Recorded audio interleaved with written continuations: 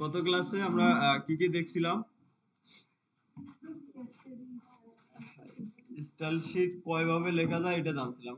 CSS কয়ভাবে লেখা যায়? তিন ভাবে। কি কি?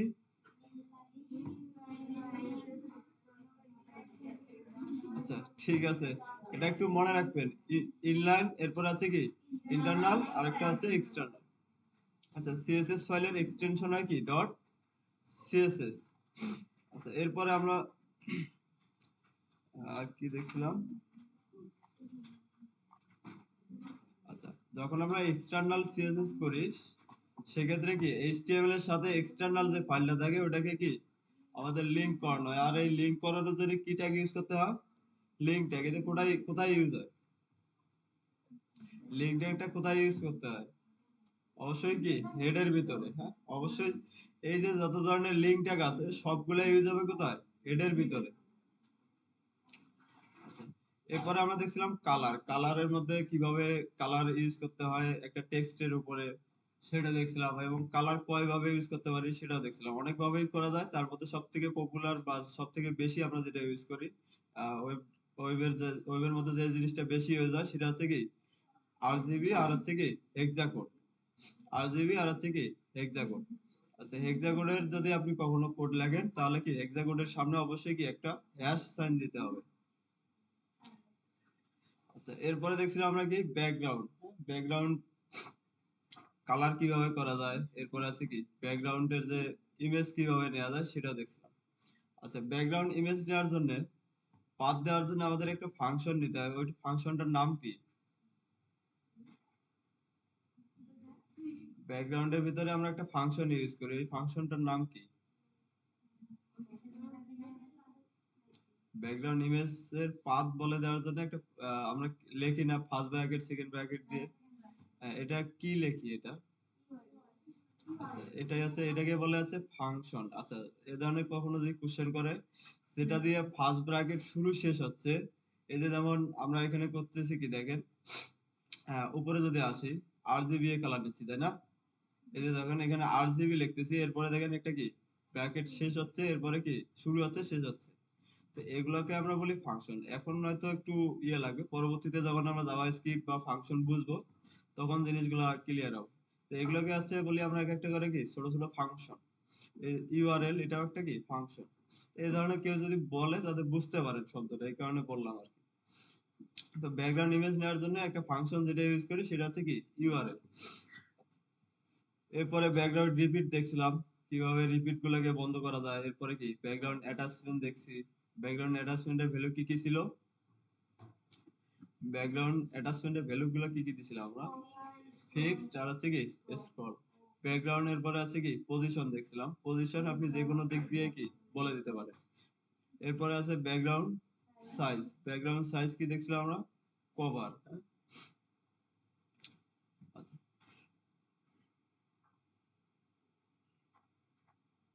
এরপরে দেখছিলাম কি বক্স মডেল। বক্স মডেলে কয়টা জিনিস নিয়ে বক্স মডেল হয়? চারটা। কি কি? সবাই এগুলো মনে রাখবেন একটু। আচ্ছা, এরপরে বর্ডার আমরা দেখছিলাম। বর্ডার বর্ডার যদি লিখতে যাই কয়টা আমাদের কয়টা জিনিস দিতে হয় মাস্ট? কয়টা ভ্যালু দিতে হবে? দুইটা। একটা আছে কি উইথ, আর একটা আছে কি বর্ডারের উইথ, একটা আছে কি বর্ডারের স্টাইল। এই দুইটা জিনিস দিতে হবে। কালার হচ্ছে অপশনাল। কালার আপনি দিলে ওই কালার আসবে, না হলে কি কন্টেন্টের যে কালার আছে ওই কালারটা পাবে বর্ডারে। আচ্ছা, বর্ডারের এই শর্ট হ্যান্ড যে প্রপার্টি গুলো লিখলে এগুলো কাজ করে কিভাবে? আমরা যে বর্ডারের শর্ট হ্যান্ড গুলো লিখি এগুলো কাজ করে কিভাবে? Border sorry padding margin. হ্যাঁ, প্যাডিং মার্জিনে যখন আমরা এগুলো লিখি এগুলো কাজ করে কিভাবে? ক্লকওয়াইজ। হ্যাঁ, এগুলোকে বলে ক্লকওয়াইজ। আপনি যদি ঘড়ির দিকে খেয়াল করেন তাহলে ঘড়িটা শুরু হয় যদি এই দিক থেকে শুরু হয়, এই দিক দিয়েই কি করে। হ্যাঁ, কখনো উল্টা দিকে করে না। ঠিক আমাদের যে প্যাডিং মার্জিনের শর্ট হ্যান্ডের যে প্রপার্টি গুলো আছে এগুলো সেম। এগুলো হচ্ছে যে উপর এই দিক থেকে ঘুরে। আচ্ছা, এই এই পিডিএফটা আপনাদের কাছে শেয়ার করা আছে গ্রুপে, দেখছেন আপনারা? এই পিডিএফটা একটু করে প্রত্যেকদিন আসবেন। হ্যাঁ, এই শুধু কাজ হচ্ছে যে এই প্রপার্টি গুলো একটু করে দেখে নেবেন। ক্লাসে আসার পরে 2-3 মিনিট বা 5 মিনিট সময় নিয়ে জাস্ট এই প্রপার্টি গুলো দেখবেন। রেগুলার যদি এগুলো দেখেন তাহলে হবে কি আপনাদের এগুলো প্রত্যেকদিন একবার করে দেখলে রিভিশন হয়ে যাবে আর জিনিসগুলো মনে থাকবে। আর যদি এমন হয় যে না আমি একবার শিখে যাচ্ছি আর এগুলো কি দেখতেছি না, তাহলে হবে কি পরবর্তীতে যখন এগুলো দিয়ে কাজ করতে যাব তখন আবার এগুলো আবার মনে থাকবে না, ভুলে যাবেন আপনারা। তো প্রত্যেকদিন ক্লাসে আসার পরে 2 থেকে 5 মিনিট সময় নেন, নিয়ে এই পিডিএফটা একবার করে কি দেখেন। তো এখানে সবকিছুই দেয়াই আছে। এই যে বর্ডারের স্টাইল কি কি হবে, বর্ডারের স্টাইল গুলো দেয়া আছে। এরপরে ক্লকওয়াইজ কাজ করে, এটাও আপনারা এখানে দেখলে বুঝতে পারবেন। এরপরে আছে যদি এই যে শর্ট এন্ড প্রপার্টি কিভাবে কাজ করে এখানে দেয়া আছে। দেখেন প্রথমটা আছে কি টপ, রাইট, বটম, এরপরে আছে কি লেফট। এই পিডিএফটা এমন ভাবে করা আছে যাতে আপনারা এটা দেখলেই আছে কি বুঝতে পারেন যে আসলে কিভাবে কাজগুলো করতে করে।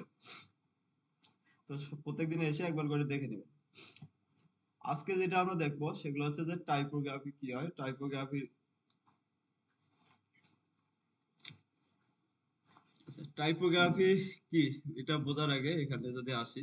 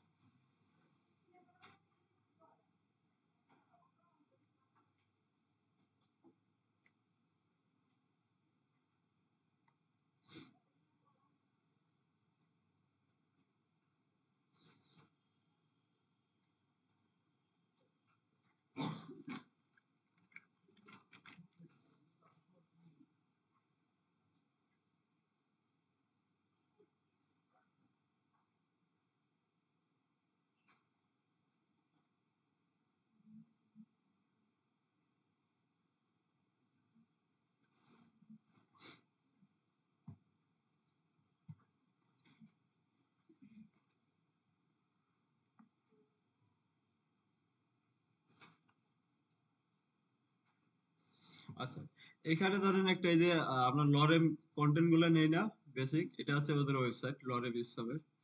তো এখানে একটা জিনিস যদি খেয়াল করেন, আমাকে যদি বলা হয় যে এই টেক্সট গুলো আপনি পড়েন, হ্যাঁ, তো আপনার পড়তে কেমন লাগবে বলেন তো? হ্যাঁ, না আমি ওটা বলছি না। ধরেন এই যে কন্টেন্ট গুলো আপনি দেখতেছেন বা এটা পড়তে আপনার কতটা মানে কত ইজিলি পড়তে পারতেছেন, এই জিনিসটা আমি জিজ্ঞেস করছি। ধরেন এটাকে যদি আপনি বলা হয় যে আপনি আহ, খুব দেখেন এগুলো ফন্ট গুলো কি অনেক ছোট না, দেখতেও খারাপ আছে, দূর থেকেও কি পড়া যাচ্ছে না। আবার ধরেন প্রত্যেকটা লাইনের মধ্যে কি স্পেস গুলা কম, এই কারণে স্পেস যদি একটু বেশি থাকতো তাহলে কি আমাদের পড়তে আরো সুবিধা হতো না। এই যে অপর দিকে যদি আপনি কোন সোশ্যাল মিডিয়া ইউজ করেন, আপনারা ফেসবুক ইউজ করেন, তারপরে কি ইনস্টাগ্রাম ইউজ করেন, টিকটক ইউজ করেন, তো ওগুলা ওয়েবসাইটে যখন আপনারা যান, এখানে যে আপনি আধা ঘন্টা আপনাকে এগুলো পড়তে বলা হয় বা দেখতে বলা হয়, তাহলে আপনি কিন্তু আর এগুলা মানে বিরক্ত লাগবে আপনার। অপরদিকে যদি আপনি খেয়াল করেন ইউটিউব বা যে সোশ্যাল মিডিয়া গুলো আছে এগুলো আপনারা কি সারাদিন ইউজ করি, তাই না? দেখা যাচ্ছে যে 4 ঘন্টা, 5 ঘন্টা, 8 ঘন্টা, 10 ঘন্টা পর্যন্ত অনেকে ইউজ করে। তো তাদের কিন্তু ব্রেক তো আসে না। কেন আসে না? আচ্ছা, বিনোদন একটা জিনিস আছে। এখন যতই বিনোদন থাক, ধরেন আপনার হচ্ছে যে কন্টেন্ট গুলো আছে, কন্টেন্টের গুলো আপনি কালার দিলেন কি একটা রেড কালার দিয়ে রাখছেন, আবার টেক্সটের কালার দিয়ে রাখছেন কি ব্লু কালার। তো এই ধরনের যদি হইতো তখন আপনার দেখতে খারাপ লাগতো। তখন আপনার যত ভালো কন্টেন্ট থাকুক না কেন আপনি ওখানে কিন্তু মানে বেশিক্ষণ ইউজ করতেন না।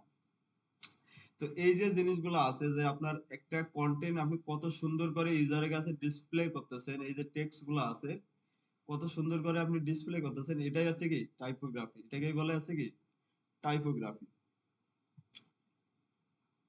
আচ্ছা, typography is the art and technique, এটা একটা টেকনিক বা আর্ট বলতে পারেন, যেটা সাহায্যে কি করে আপনার ওয়েবসাইটের যে কন্টেন্ট গুলো আছে বা টেক্সট গুলো আছে এগুলাকে ইউজারের জন্য কি আরো ইজিলি রিডেবল করা করতে পারেন আপনারা। হ্যাঁ, কিভাবে? আচ্ছা, এখন টাইপোগ্রাফি যে ইউজ করবো এগুলো কিভাবে করবো? টাইপোগ্রাফি ইউজ করার জন্য আপনার এই যে টেক্সট, টাইপোগ্রাফি মূলত রিলেটেড কোনগুলোর সাথে? টেক্সটের সাথে। সব মনে রাখবেন টাইপোগ্রাফি কি টেক্সট। আচ্ছা, টাইপোগ্রাফি হচ্ছে সবসময় টেক্সটের সাথে রিলেটেড।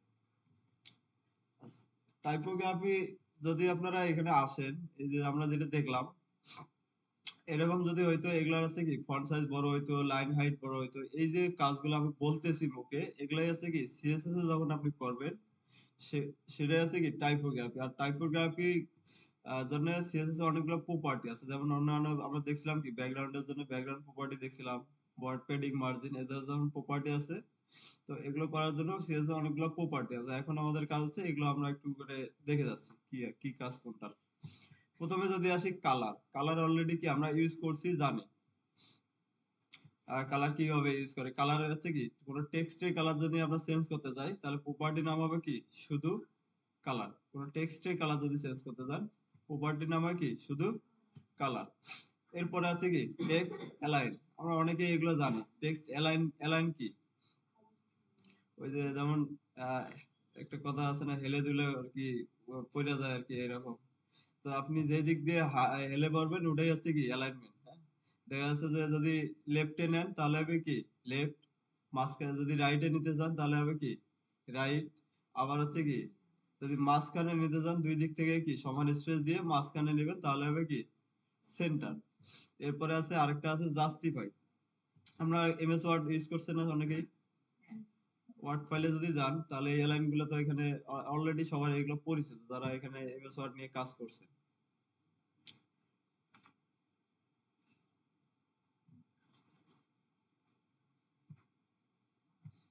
এখানে যদি আসেন আপনারা অবশ্যই একটা জিনিস দেখবেন, সেটা হচ্ছে কি এই যে অ্যালাইনমেন্ট তিনটা আছে, হ্যাঁ? একটা আছে লেফট, একটা আছে কি সেন্টার, একটা আছে রাইট, আর একটা আছে জাস্টিফাই। যারা এগুলো নিয়ে জানেন, সেম একই কাজ। আপনি যদি কোনো টেক্সট কে ধরেন কি, এটা বাই ডিফল্ট আমরা যখন লেখেন এটা থাকে কি লেফট অ্যালাইন। যদি মাঝখানে ক্লিক করেন তাহলে দেখেন কি মাঝখানে আসতেছে। এটা আছে সেন্টার, রাইট সাইডে নিলে কি রাইট সাইডে আসতেছে। এটাকে বলা হচ্ছে কি অ্যালাইন। তো একই কাজ আপনি আহ, এখানে যা কাজটা করতেছেন ওখানে শুধু কি কোড লিখে লিখে করতেছেন। তো তাহলে এটার জন্য প্রপার্টির নাম হচ্ছে কি টেক্সট অ্যালাইন। এখন টেক্সট অ্যালাইনের ভিতরে আরেকটা আছে জাস্টিফাই। জাস্টিফাই কি রকম হয়, এটা হচ্ছে যে দুই দিক থেকে কি সমান থাকে, কোনো দুই দিক থেকে অ্যালাইনটা কি সমান থাকে। লেফট সাইডে এদিক দিয়েও সমান থাকে, আবার কি রাইট সাইডেও সমান থাকে। আচ্ছা, এরপরে আসেন টেক্সট ডেকোরেশন। টেক্সট ডেকোরেশন কি, এটা ডেকোরেট করা। ধরেন হচ্ছে যে আপনার অ্যাঙ্কর ট্যাগ যখন আমরা লিখি, অ্যাঙ্কর ট্যাগ কোন বলে, এই ট্যাগ যখন আমরা লিখি ওর নিচে বাই ডিফল্ট কি একটা আন্ডারলাইন আছে, তাই না? এইচটিএমএল এ যখন আমরা অ্যাঙ্কর ট্যাগ লিখি ওর নিচে দেখবেন একটা করে কি আন্ডারলাইন থাকে। তো এই যে আন্ডারলাইনটা আছে এটাকেই বলতেছে কি ডেকোরেশন। এখন টেক্সট ডেকোরেশন অনেক অনেক ভাবে হয়। একটা আছে কি আন্ডারলাইন হয়, এরপরে আছে কি ওভারলাইন। আপনি যদি টেক্সট ডেকোরেশন বলে দেন কি ওভারলাইন, তাহলে ওই টেক্সটের উপর দিয়ে আন্ডারলাইনটা আসবে। আবার যদি বলে দেন কি লাইন থ্রো, ওই যে আমরা ফরম্যাটিং এ যেভাবে কাজগুলো করছিলাম, ডিলিট, এরপরে হচ্ছে কি ইনসার্ট, ওই যে কাজগুলো আছে দেখেন সেম কাজগুলো এখন আপনারা কি সিএসএস দিয়ে করতেছি। এতদিন আমরা এইচটিএমএল দিয়ে করতাম, বাট এখন হচ্ছে কি সিএসএস দিয়ে করতেছি।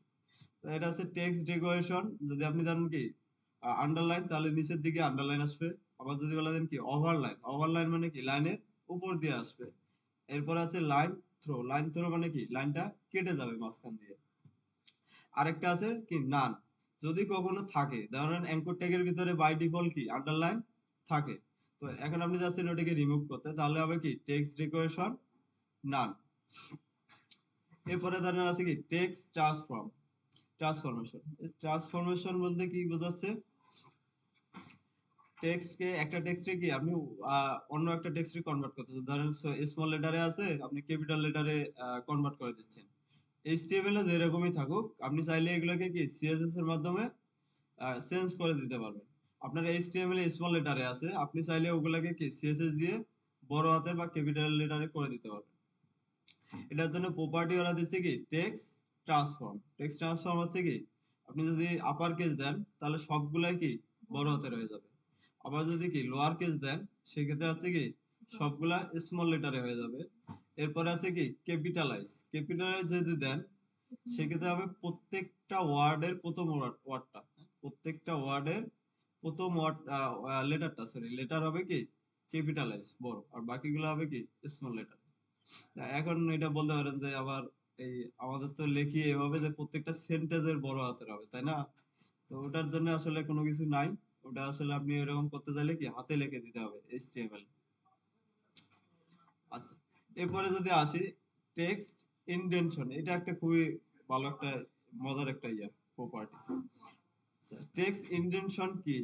টেক্সট এখানে যদি আসি, আমরা এই যে কোডগুলা করি না, কোডগুলা করা এইচটিএমএল যে কোডগুলা লিখতেছি, এখানে একটা জিনিস খেয়াল করেন, আমরা কি করতেছি, এই যে প্যারেন্ট যেটা আছে ওটার থেকে কি পরের যে চাইল্ডটা আছে একটু ফাঁকা সরাই দিচ্ছি না এইদিকে ভিতর দিকে। আবার এখানে যদি দেখেন এই যে প্রত্যেকটাই এটা হচ্ছে বডি আছে প্যারেন্ট, আমরা এইচ ওয়ান কে কি করছি ওর থেকে একটু আহ এই যে লেফট সাইডে কি সরাই দিছি তাই না, রাইট সাইডে। তো এই যে এইটুক জায়গায় যে আমরা সরাই দিছি এটাকেই বলতেছে কি ইন্ডেন্ট, টেক্সট ইন্ডেন্ট। আচ্ছা, টেক্সট ইন্ডেন্ট হচ্ছে যে আহ, আপনি এই যে এখান থেকে লেফট অ্যালাইন থেকে শুরু হচ্ছে ধরেন এই যে প্যারাগ্রাফটা একটা প্যারাগ্রাফ, আপনি চাচ্ছে এটা হচ্ছে টেক্সট ইন্ডেন্টটা কি করবে, আপনি যে টেক্সট ইন্ডেন্ট ইউজ করেন, এই যে প্রথম যে লাইনটা, একটা প্যারার প্রথম যে লাইনটা, এটা ওখান থেকে কি একটু সরে আসবে। আপনারা পেপার পড়েন না অনেকেই, তো পেপারে দেখবেন অনেক সময় হেডলাইনের প্রথম লাইনটা কি থাকে, একটু ভিতর দিকে থাকে। শুরুর লাইনটা দেখবেন যে একটু কি ভিতর দিকে থাকে। তো সেম এই কাজটাই করে আছে টেক্সট ইন্ডেন্ট। এরপর আছে কি লেটার স্পেসিং। আচ্ছা, লেটার স্পেসিং অলরেডি এটা প্রপার্টি নাম শুনে আমরা বুঝতেছি এটা কাজ কি করবে। লেটার স্পেসিং বলতে কি প্রত্যেকটা লেটারের মাঝখানে কি এই যে স্পেস গুলো আছে এগুলো বাড়াবে। হ্যাঁ, প্রত্যেকটা এই যে লেটারের মাঝখানে যে স্পেসটা থাকবে এটা কি বাড়াবে। আচ্ছা, এরপরে আছে যে ওয়ার্ড স্পেসিং। সেম একই কাজ করতেছে। ওয়ার্ড স্পেসিং যদি আপনি লেখেন, তাহলে এই যে টেক্সট গুলো আছে প্রত্যেকটা এই যে একটা ওয়ার্ড আছে, ওয়ার্ডের মাঝখানে কি এই যে স্পেস ফাঁকা জায়গাটা আছে, এটা হচ্ছে কি বাড়াতে পারবেন কমাতে পারবেন এটা দিয়ে।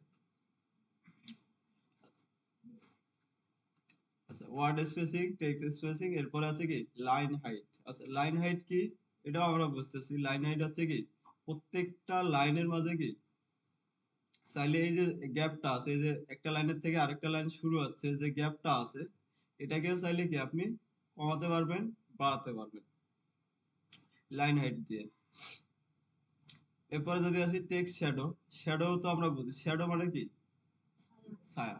তো আপনি টেক্সটের একটা যদি ছায়া তৈরি করতে চান সেক্ষেত্রে হবে কি টেক্সট শ্যাডো, ওটাতে আসতেছি। এরপরে আছে যে ফন্ট রিলেটেড আছে কি ফন্টের সাইজ। আপনি ফন্ট সাইজ প্রপার্টি দিয়ে কি ফন্টের সাইজ বাড়াতে পারবেন কমাতে পারবেন। ধরেন ফন্টের সাইজ বাই ডিফল্ট এখানে আছে কি 16 পিক্সেল, আপনি চাচ্ছেন কি ফন্টটাকে আর একটু বড় করতে, তাহলে প্রপার্টি লিখতে হবে কি ফন্ট সাইজ, এরপরে আছে কি যতটুকু আপনি বড় যাচ্ছেন ওটা বলে দিতে হবে আপনাকে।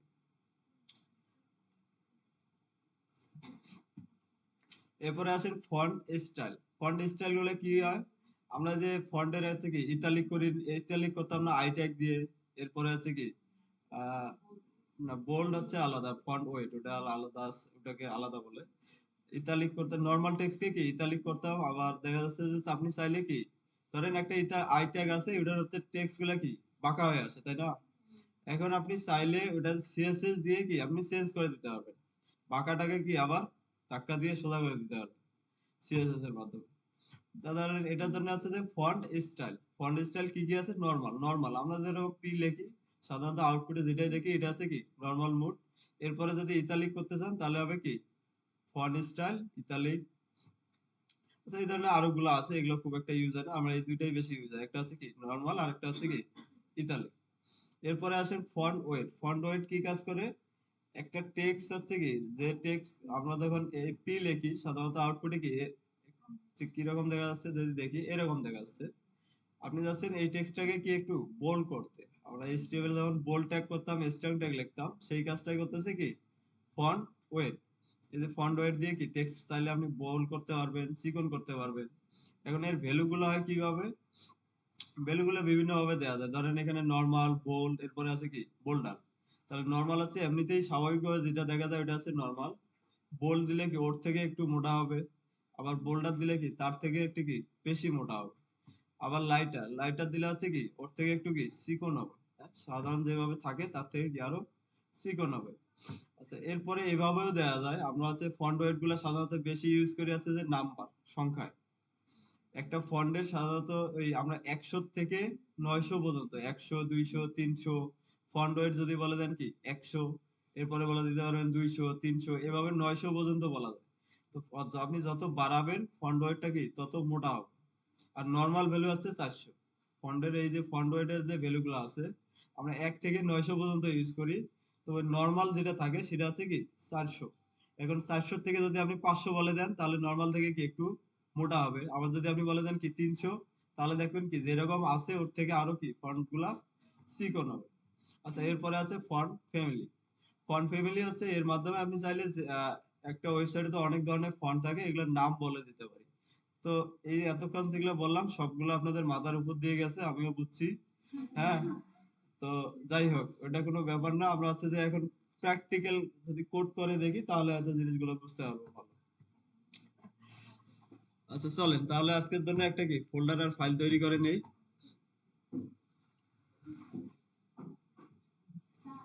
জি বলেন। Well, আজকে হচ্ছে আমাদের কত ল্যাব 11 না, মোটামুটি একটা ভালোই গ্যাপ চলে আসছে। ক্লাস আছে কত 14, তার মানে 3টে ক্লাস আমরা পিছিয়ে আছি। যাই হোক,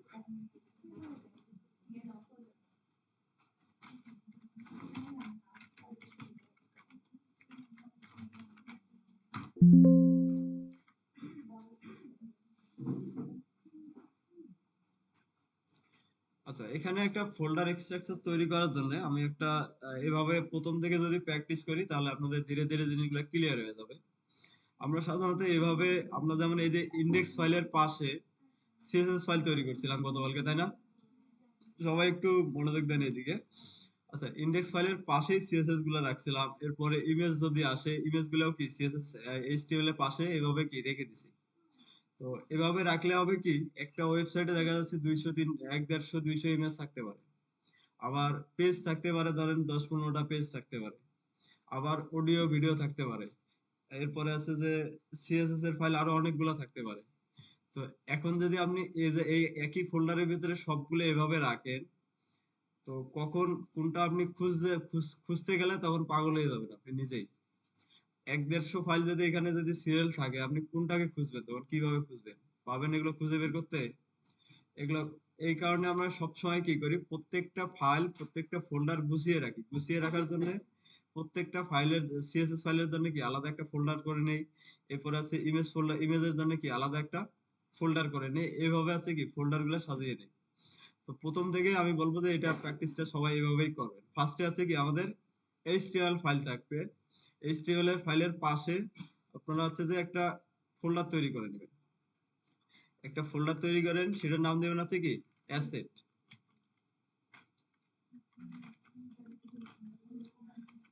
ফোল্ডারের নাম দেবেন কি অ্যাসেটস। এই অ্যাসেটস ফোল্ডারের ভিতরে আমাদের তাহলে হবে কি, দেখেন জিনিসগুলো গোছানো থাকবে। যখন আমার এইচটিএমএল ফাইল থাকবে সবগুলো কি এখানে থাকবে। আর বাকি যত জিনিস থাকবে, আমাদের ইমেজ লাগবে, ফন্ট লাগবে, তারপরে ধরেন আমাদের কি থাকতে পারে, অডিও থাকতে পারে, ভিডিও থাকতে পারে, এরপরে যদি সিএসএস থাকতে পারে, জাভাস্ক্রিপ্ট থাকতে পারে। তো সবগুলোকে আমরা কি করবো, এই অ্যাসেট একটা ফোল্ডার তৈরি করে নেব। এই ফোল্ডারের ভিতরে সবগুলোকে কি এভাবে গুছিয়ে রাখবো।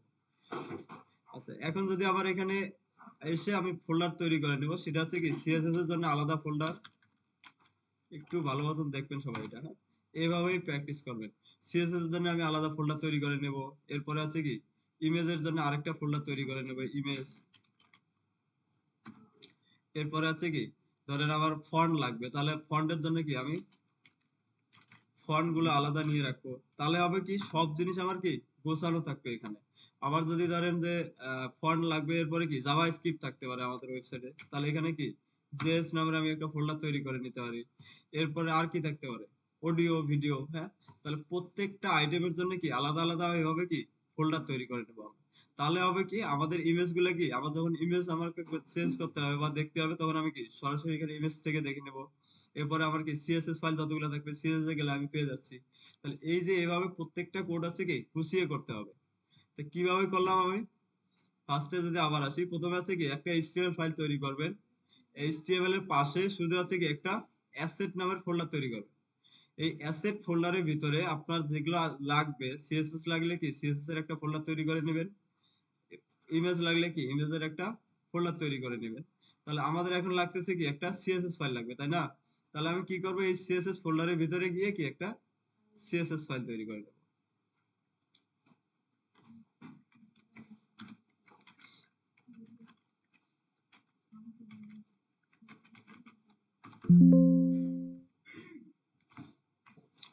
আচ্ছা, তাহলে সিএসএস এর ভিতরে আমার হচ্ছে কি সিএসএস ফাইলটা তৈরি করে নিলাম।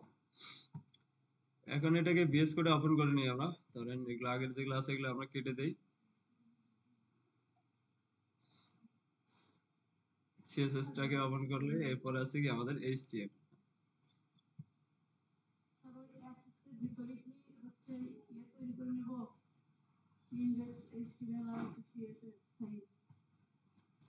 আচ্ছা, অ্যাসেট ফোল্ডার এইচটিএমএলটা বাইরে থাকবে শুধু, হ্যাঁ? আমাদের যে ফাইল স্ট্রাকচার আছে।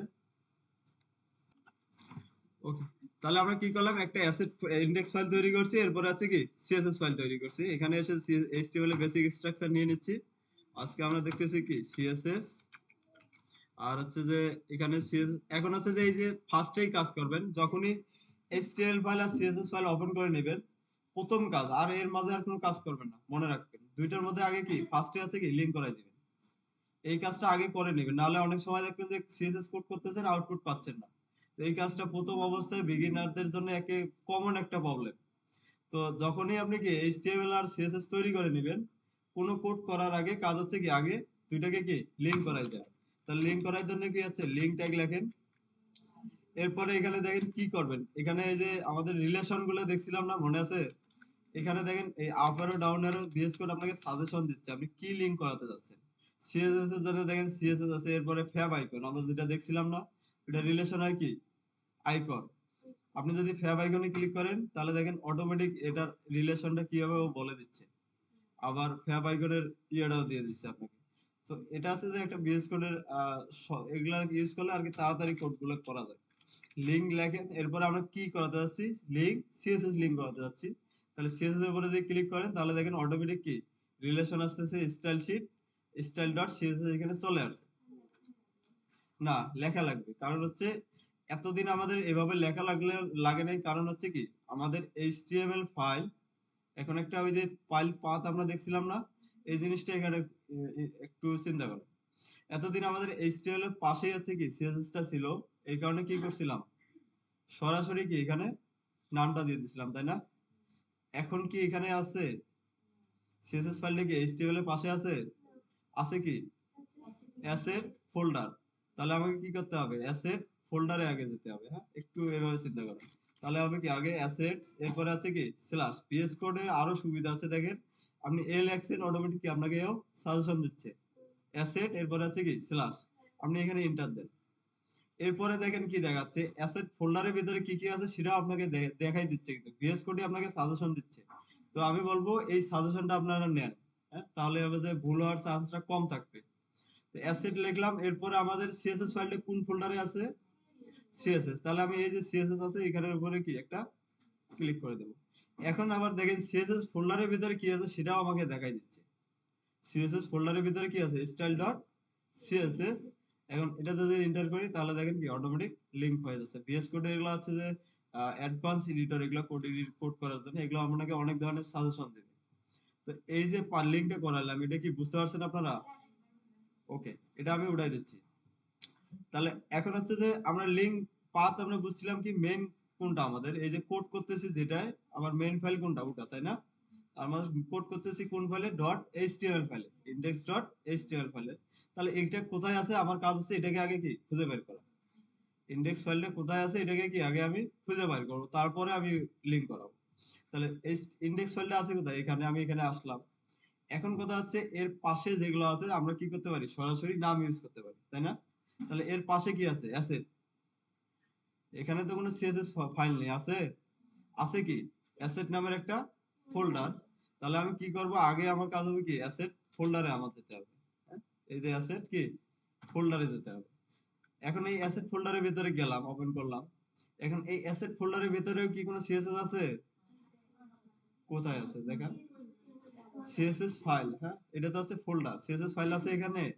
না, তাহলে আমাকে কি করতে হবে, এখানে যেটা আছে সেটার নাম আমি লিখতে পারবো। তাহলে এখানে কি আছে সিএসএস ফোল্ডার, তাহলে অ্যাসেটস এর পরে আমরা কি করব সিএসএস ফোল্ডারে যাব, এরপরে আছে কি একটা স্ল্যাশ দেব। এখন এই স্ল্যাশ দেওয়া মানে কি এই ফোল্ডারের ভিতরে এখন আছে কি স্টাইল ডট সিএসএস। তাহলে আমি কি করব এখানে বলে দেব কি স্টাইল ডট সিএসএস।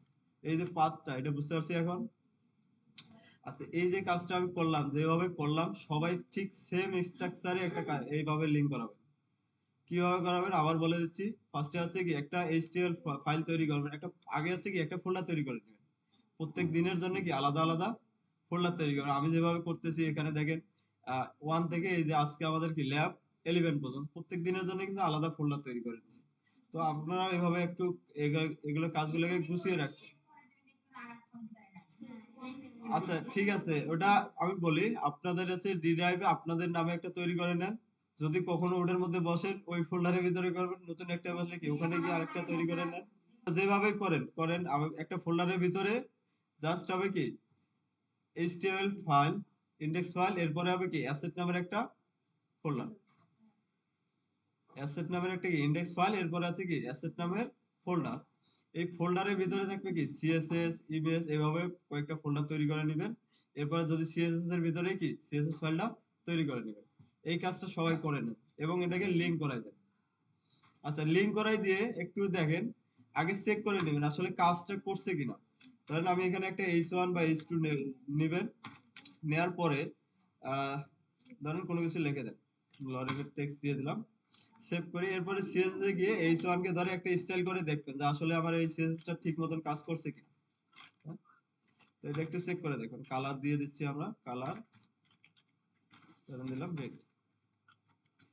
আচ্ছা, তাহলে আমাদের যদি এটা পারফেক্টলি কাজ করে তাহলে এই কালারটা কি রেড হওয়ার কথা।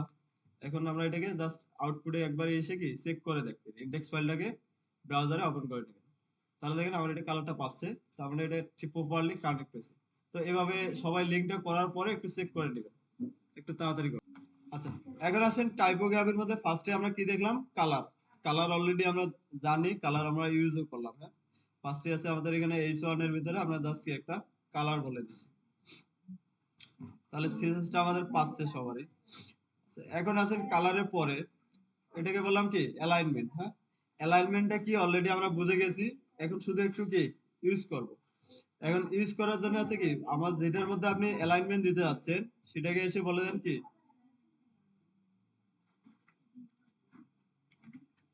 আচ্ছা, টেক্সট গুলোকে একটু বাড়াই দিছি, কন্ট্রোল।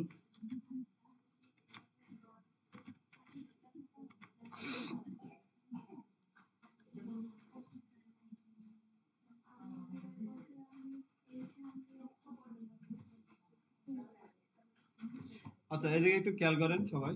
আচ্ছা, টেক্সট অ্যালাইন। হ্যাঁ, টেক্সট আপনার যদি কখনো এরকম বোঝেন না টেক্সট গুলো কি মাঝখানে আছে বা রাইটে লাগবে, সেক্ষেত্রে ইউজ হবে কি টেক্সট অ্যালাইন। এখন এই অ্যালাইনমেন্টটা যদি আমরা এই যে H1 আছে, H1 কে যদি বলে দেন কি text align, text align.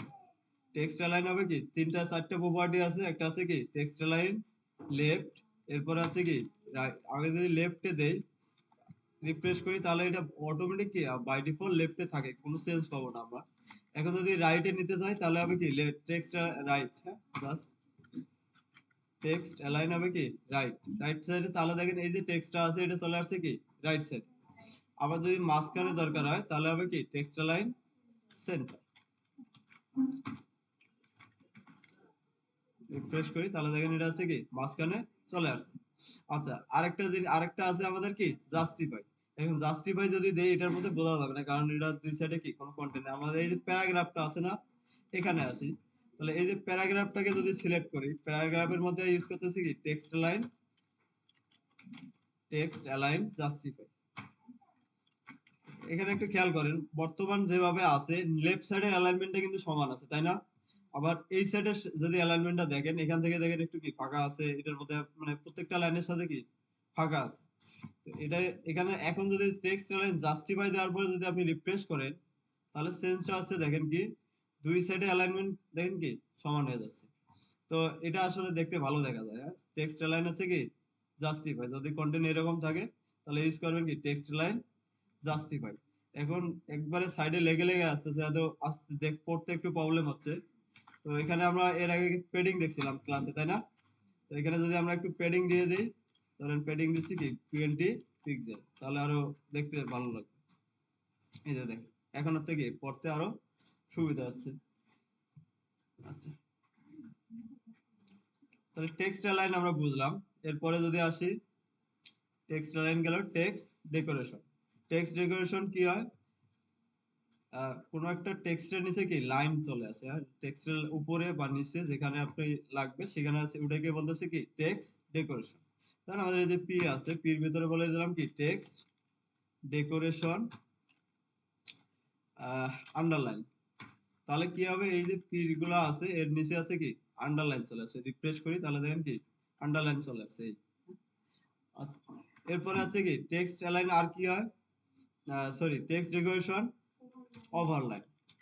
Overline দিলে কি হবে, টেক্সটের উপর দিয়ে এই যে লাইনটা নিচে ছিল এখন আসবে কি টেক্সটের উপরে। আচ্ছা, আরেকটা আছে কি line through. Line through. Line through হচ্ছে কি টেক্সটটা মাঝখান দিয়ে কি কেটে যাবে। লাইন থ্রো আছে মাঝখান দিয়ে কি কেটে যাবে। তাহলে এখানে টেক্সট ডেকোরেশন কয়টা ভ্যালু পাইলেন, তিনটা। একটা আছে কি আন্ডারলাইন, ওভারলাইন, লাইন থ্রো। আরেকটা আছে কি টেক্সট ডেকোরেশন নান। টেক্সট ডেকোরেশন কি নান। একটা এলিমেন্টের ধরেন টেক্সট ডেকোরেশন আছে, আপনি চাচ্ছেন কি ওটাকে রিমুভ করে দিতে। অলরেডি কি টেক্সট ডেকোরেশন আছে, এটাকে রিমুভ করে দিতে যাচ্ছেন, সেক্ষেত্রে হবে কি টেক্সট ডেকোরেশন নান। আচ্ছা, এরপরে যদি যেটা আসতেছিলাম কি টেক্সট ট্রান্সফর্ম। টেক্সট ট্রান্সফর্ম হচ্ছে কি টেক্সটকে ছোট হাতের বড় হাতের কি চেঞ্জ করে। এখন এইচটিএমএল এ যেভাবেই থাক, আমাদের হচ্ছে যে এইচটিএমএল এ যদি আসি, দেখেন কিছু লেটার আছে কি স্মল লেটারে, কিছু আবার আছে কি ক্যাপিটাল লেটারে, তাই না? তো আপনি চাইলে এখানে যেরকমই থাকুক না কেন সিএসএস এর মাধ্যমে এগুলোকে কি চেঞ্জ করতে পারবেন। কিভাবে, এটার জন্য একটা প্রপার্টি লিখতে হবে, সেটা হচ্ছে কি টেক্সট ট্রান্সফর্ম। আমরা যদি এখানে আসি, এই যে ধরেন আমাদের এটা কি পি আছে প্যারাগ্রাফ, তো এখানে এসে যদি বলে দিচ্ছি কি টেক্সট ট্রান্সফর্ম আপার কেস। তো আপার কেস দিলে কি হবে, আমাদের যতগুলো টেক্সট থাকবে এই পি এলিমেন্টের ভিতরে সবগুলাই কি বড় হাতের হয়ে যাবে। তাহলে এখন একটু কি আরো ভালো দেখা যাচ্ছে না? আচ্ছা, যাই হোক, ভালো মন্দ যেরকম হোক, আমার প্রপার্টি শেখার কাজ।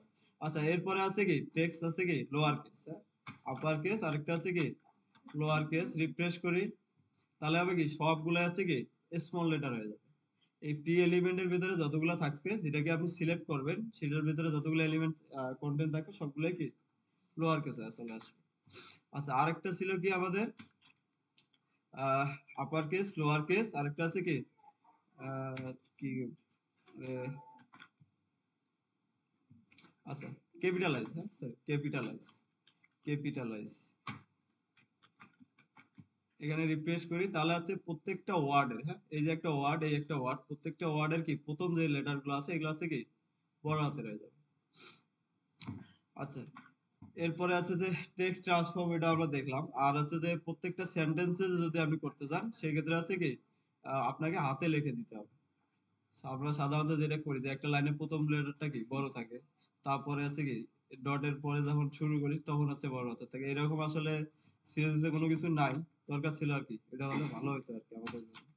ধরেন এটা আপাতত টেক্সট ট্রান্সফর্ম হচ্ছে কি আপার কেস বা লোয়ার কেসে রেখে দিচ্ছি আমরা। আচ্ছা, রিফ্রেশ লোয়ার কেস। আচ্ছা, টেক্সট ট্রান্সফর্ম তো আমরা বুঝছি না, এই যে তিনটা দেখালাম, এই তিনটা আমরা ক্লিয়ার, বুঝছেন না সবাই? আচ্ছা, জিনিস খুব কঠিন না, এখন প্রপার্টি গুলো মনে রাখা হচ্ছে বিষয়। এই কারণে আছে কি আপনাদেরকে বেশি বেশি প্র্যাকটিস করতে হবে। আপনারা আছে যে এই সকালে আসেন, অনেকেই আসে দেখা যাচ্ছে গল্প করেন, ঘুরে বেড়ান।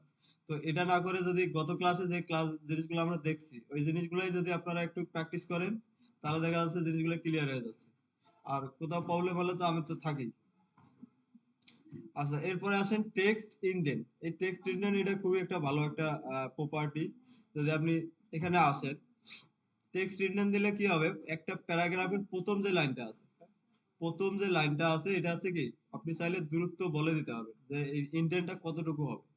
তো আমরা যদি এখানে কোডে আসি, এখানে যদি বলে দিই প্যারাগ্রাফের টেক্সট ইনডেন্ট, তাহলে আমি দিচ্ছি কি 50 পিক্সেল। আচ্ছা, এখন আউটপুটে গিয়ে যদি রিফ্রেশ করেন তাহলে এটা সেন্সটা বুঝতে পারবেন কি আছে। একটা প্যারার প্রথম যে লাইনটা আছে এটা হচ্ছে কি দেখেন এখান থেকে 50 পিক্সেল পরে এসে কি শুরুটা হচ্ছে। এটাই কাজ হচ্ছে কি টেক্সট ইনডেন্ট। তো অনেক সময় যে বললাম পত্রিকা বা পেপারে দেখবেন এই ধরনের ইয়ে থাকে আর কি, হেডলাইন যেটা শুরু হয় ওটার নিচের লাইন হচ্ছে কি একটু দূরের থেকে শুরু হচ্ছে। আচ্ছা, এটা হচ্ছে টেক্সট ইনডেন্টের কাজ। আচ্ছা, এরপরে আছে কি লেটার স্পেসিং, এরপরে আছে কি ওয়ার্ড স্পেসিং, এরপরে আছে কি লাইন হাইট। আচ্ছা, এই তিনটা জিনিস আসার আগে আমরা আরেকটা জিনিস দেখে নেই, সেটা হচ্ছে কি ফন্ট সাইজ। এই তিনটা একটু পরে দেখতেছি। এরপরে আছে কি ফন্ট সাইজ। ফন্ট সাইজ কি হচ্ছে, আপনি এই যে টেক্সট গুলো দেখতেছেন এটাকে আপনি কি চাইলে বড় ছোট বা বড় ছোট করতে পারেন। এখন ধরেন একটু ছোট আছে, পড়তে অনেক সময় কি একটু কাছাকাছি যেগুলো টেক্সট গুলো আছে পড়তে দেখা যাচ্ছে এক লাইন থেকে আরেক লাইনে চলে যাচ্ছে। তো ফন্ট সাইজটা যদি বড় হয় তাহলে কি আরো সহজে পড়তে পারবো। তো এটা চাইলে আপনি কি ফন্ট সাইজ বাড়াতে পারেন। ফন্ট সাইজ বাই ডিফল্ট একটা প্যারাগ্রাফ বা যে কোনো এলিমেন্টে লেখেন না কেন, প্যারাগ্রাফের সাইজ থাকে 16 পিক্সেল। এটা একটু কোশ্চেন হয় অনেক সময় জিজ্ঞেস করে। আর ডিফল্ট ফন্ট সাইজ কত থাকে? ডিফল্ট ফন্ট সাইজ আছে কি 16 পিক্সেল। তো আমরা যদি এখান থেকে বাড়াই দিই একটু, ধরেন 16 পিক্সেল আছে, আমি এখান থেকে কি 20 পিক্সেল করে দিচ্ছি। প্যারাগ্রাফের বাই ডিফল্ট আছে কি এগুলো 50 থাকে 16 পিক্সেল। কেউ জিজ্ঞেস করলে বললেন। আচ্ছা, তাহলে ফন্ট সাইজ, হ্যাঁ এখানে আমরা দিলাম কত 20 পিক্সেল। এখন যদি এখানে গিয়ে রিফ্রেশ করি তাহলে দেখেন আগের থেকে কি ফন্ট গুলোর সাইজটা একটু বড় হচ্ছে না, পড়তে আরো সুবিধা হচ্ছে না আরো। আচ্ছা, এই যে ফন্ট সাইজ আমরা দেখলাম, ঠিক সেম আবার আছে কি ফন্ট ওয়েট। ফন্ট, আচ্ছা স্টাইলে যদি আসি, ফন্টের স্টাইল, এখানে ফন্টের স্টাইল কয় ধরনের আছে? Normal, italic. আমাদের যদি নরমাল থাকে, বাই ডিফল্ট থাকে কি নরমাল, এটাকে চাইলে আপনি কি ইতালিকও করতে পারেন। কারণ এখানে কি font style, font style, sorry size না, ফন্ট হবে কি স্টাইল। ফন্ট স্টাইল এটা আছে কি বাই ডিফল্ট নরমাল থাকে। আমরা যদি নরমাল দিই, পি এলিমেন্ট কি নরমালি আছে, এটা তো স্বাভাবিকই আছে। রিফ্রেশ করেন তাহলে কোনো চেঞ্জ পাবো না। এখন যদি এটাকে বলে দেই কি ইতালিক, কথা প্লিজ আপনারা একটু নিজেদের মধ্যে কথা বন্ধ করেন। যদি, আচ্ছা এরপরে দেখলাম ফন্টের স্টাইল ইতালিক যদি দেন তাহলে হচ্ছে কি টেক্সট গুলো ইতালিক হয়ে যাবে। আমরা আই ট্যাগে যেভাবে হয় ঠিক এইরকম। এখন ধরেন আই ট্যাগে একটা কি লেখছেন ওটা কি ইতালিক করা আছে, আপনি যদি বলে দেন কি টেক্সট ফন্ট স্টাইল হবে কি নরমাল, তখন হবে কি ওটা ফাঁকা থাকলেও সিএসএস দিয়ে কি আপনি ওটাকে সোজা করতে পারবেন। এই, আচ্ছা, জি বলেন।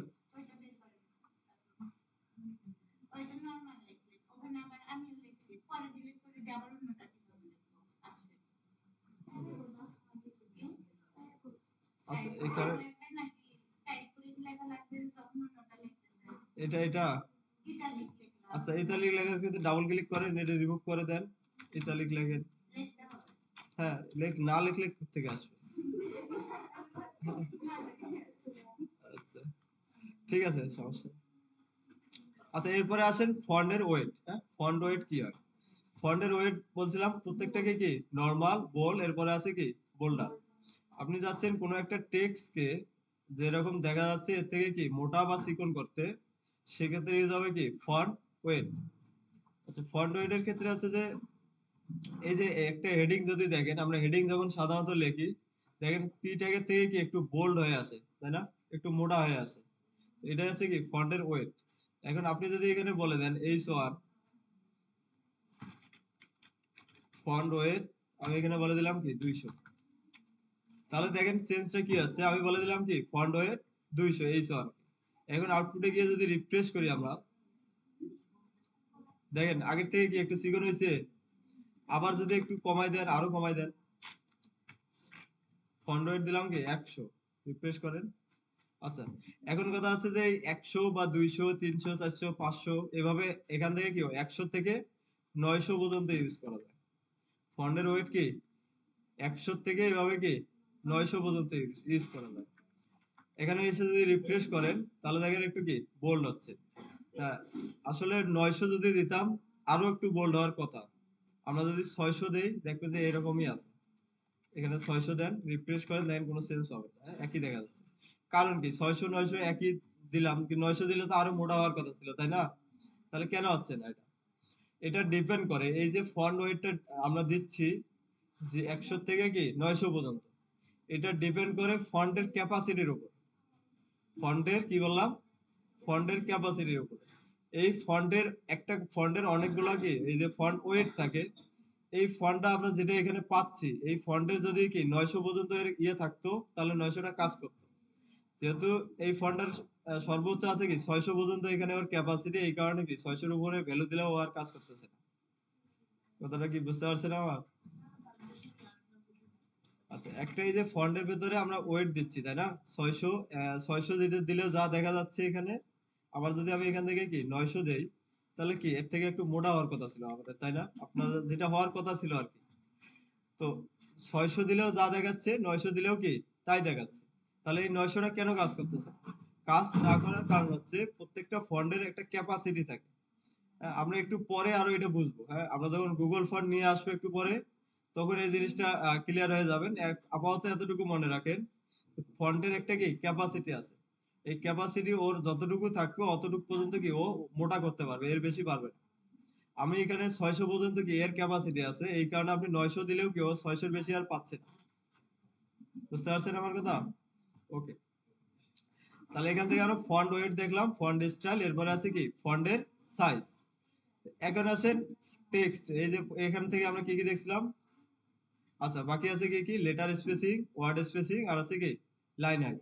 এই জিনিসগুলো শব্দগুলো শুনেই আপনারা বুঝতেছেন যে আসলে কোনটার কাজ কি করবে। তো লেটার স্পেসিং এ যদি আসি, এখন আপনি যাচ্ছেন যে প্রত্যেকটা লেটারের মাঝখানে একটু করে কি স্পেস হবে। তো এখন যদি দেখেন একটার সাথে কি আরেকটা কাছাকাছি লেগে আছে না, এখন যদি আরেকটু ফাঁকা ফাঁকা হয়তো দেখতে যে পড়তে কি আরো সুবিধা হয়েছে। এই যে যত সুবিধা করে দিতে পারেন ইউজারের কাছ থেকে, ইউজার কিন্তু তত বেশি কি আপনার এখানে পড়ার আগ্রহটা থাকবে। আর যদি দেখেন যে এমন ভাবে লিখে রাখছে, ইউজার পড়া তো দূরের কথা, মানে ডাবল চশমা লাগে আর কি, হ্যাঁ এমন ভাবে করে রাখছে। তো ওখানে কিন্তু যত ভালো কন্টেন্টই হোক, ইউজার কিন্তু ওখানে পড়বে না, থাকবে না। তো টাইপোগ্রাফিটা কিন্তু ওয়েবসাইটের জন্য খুবই ইম্পর্টেন্ট। আচ্ছা, এখন আসেন লেটার স্পেসিং। ধরেন এই যে পি ট্যাগটা আছে, এটাকে আমরা দিচ্ছি কি যে লেটার যেটা স্পেসিংটা আছে, এটাকে চাইলে কি বাড়াতে কমাতে পারবো লেটার স্পেসিং এর মাধ্যমে। Letter spacing. আচ্ছা, এখানে লেটার স্পেসিং ধরেন যেরকম ছিল, আমি এখানে দিলাম কি 2 পিক্সেল। 2 পিক্সেল, মানে প্রত্যেকটা লেটারের মধ্যে আছে কি গ্যাপ হবে কতটুকু, 2 পিক্সেল। সেভ করি, এখন আসে যদি রিফ্রেশ করি, দেখেন একটু খেয়াল করবেন, রিফ্রেশ করা আগে এরকম দেখা যাচ্ছে, আমি যদি রিফ্রেশ করি, আচ্ছা দেখেন প্রত্যেকটা লেটারের মধ্যে দেখেন কি একটু করে স্পেস আসছে। এখন আরো ওয়ার্ডের মধ্যে আসেনি, আপনি খেয়াল করেন, আমি আবার দেখাচ্ছি, দেখেন এটাকে আপাতত রিমুভ করে কমেন্ট করে দিলাম, সেভ করি, রিফ্রেশ করি, দেখেন এটা হচ্ছে ওয়ার্ড। আপনি যেটা বলতেছেন ওয়ার্ডের মধ্যে আসতেছে, আসলে না, প্রত্যেকটা লেটারে যখন উইডটা বাড়তেছে, পাশা, এই কারণে কি ওয়ার্ড গুলো একটু কি ফাঁকা ফাঁকা দেখা যাচ্ছে। একটু যদি এখন যদি এটাকে উঠাই দেই, আমরা দেখছি কি লেটার স্পেসিং। আর ওকে, রিফ্রেশ করেন, দেখেন প্রত্যেকটা লেটারের মাঝখানে স্পেসটা কি বাড়ছে। আচ্ছা, এখন যদি বুঝতে সমস্যা হয়, আমি ধরেন এখানে দিলাম কি 10 পিক্সেল, রিফ্রেশ করেন। আচ্ছা দেখেন হচ্ছে 10 পিক্সেল কি আগেরটা ভালো ছিল, বাট বুঝতে আপনাদের প্রবলেম হচ্ছিল যে আসলে গ্যাপটা পাচ্ছে কিনা। তো এই কারণে বাড়াই দিলাম আমরা। দেখেন প্রত্যেকটা লেটারের মধ্যে কি 10 পিক্সেল বড় হয়ে গেছে।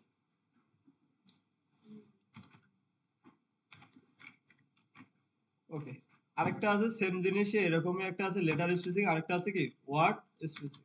ওয়ার্ড, তাহলে ওয়ার্ড স্পেসিং আমরা বুঝতেছি কি কাজ করবে। এটা আছে কি লেটারের মধ্যে স্পেসিং তৈরি করে, আরেকটা আছে কি ওয়ার্ডের মধ্যে তৈরি করে। এখন ধরেন এখানে দিচ্ছি আমরা কি আহ 50 পিক্সেল, 50 পিক্সেল দিলাম, অনেক বেশি করে দিলাম, স্পেস রিফ্রেশ করেন। দেখেন তাহলে প্রত্যেকটা ওয়ার্ডের মাঝখানে কি 50 পিক্সেল করে কি একটা স্পেস পাচ্ছে। আচ্ছা, সে আরেকটা এখানে আমরা এখানে কিছু কমাই দেই, ধরেন 5 পিক্সেল বা 10 পিক্সেল করে দেই, রিফ্রেশ করি, ওকে এরকম থাকুক। আরেকটা আছে যে কি লাইন হাইট। হ্যাঁ, লাইন হাইটটা কি, এই যে প্রত্যেকটা লাইনের সাথে দেখেন একটা লাইনের কি একটা নির্দিষ্ট একটা হাইট আছে, দেখেন মাঝখানে একটা জায়গায় কি ফাঁকা আছে না, লাইন হাইট দিয়ে চাইলে কি আপনি এটাকে বড় ছোট করতে পারেন। আচ্ছা, এখানে ধরে আমি লিখি লাইন হাইট দিচ্ছি আছে কি 1।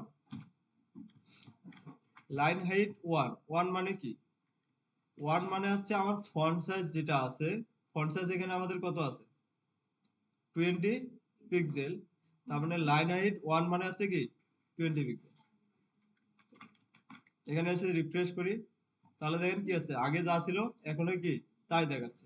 একটু ভালো মতন বুঝেন, এই লাইন হাইটটা কিন্তু খুবই ইম্পর্টেন্ট, প্রত্যেকটা জায়গায় কিন্তু এটা ইউজ হয়। আচ্ছা, লাইন হাইট হচ্ছে কি প্রত্যেকটা লাইনের মধ্যে কি হাইটটা তৈরি করে দেয়।